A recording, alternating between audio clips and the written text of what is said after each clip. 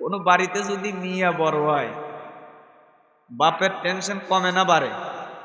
কারণ কি জানেন? কয়েকদিন আগে একটা মাহফিল করতেছি সাজাদপুর থেকে মাহফিল করে আসতেছে।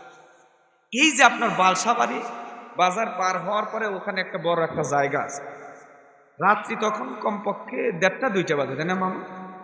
1:30-2টা বাজে দেখি প্রচুর লোকজন দেখা যায়। কৌতূহল জাগে, এত লোক এত রাতে কি করে? গাড়ি দাঁড় করায় না, দাঁড় করায় দেখি একটা বিচার হইতেছে। এক ছেলে মিয়া নিয়ে বেগে গেছে, সেই বিচার মিয়া নিয়ে ছেলে বেগে গেছে। কিন্তু ঘটনাটা কোন জায়গায় বললাম কি জন্য জানেন?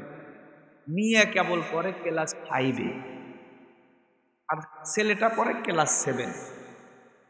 দুইজন আরেকজন বোঝেনি তো, এখন তো মোবাইল।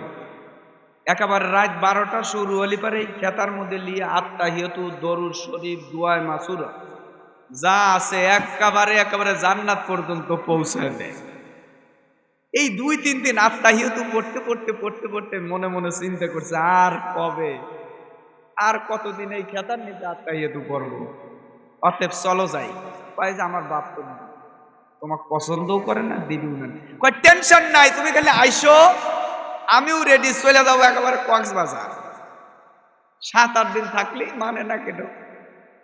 তো ঠিক অনুরূপ সেই বিচার, এই যে বাসাবাড়ি পার্ক বিচার হইতেছে।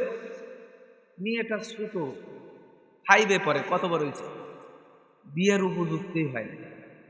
মেয়েটার বাবা মোটামুটি ধনী ঘরের মানুষ। মেয়ের বাবা খালি বারবার করতেছে ওই ছেলের সাথে আমি মেয়ে দেবই না।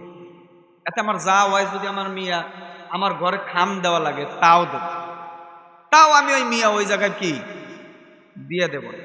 কিন্তু ঘটনাটা কি, যারা পরামানিক আছে তারা জিজ্ঞেস করতেছে, এই বেটি তুই কি কোস? ওই গেদি ডাক দেয়া করতেছে, আমি ওরা তো বিয়ে বসবো, কিন্তু বাপ যে দিবিলে কই ও তো আমি চিনি না। দেখছেন, বাপ এক করতেছে আমি চিনি না।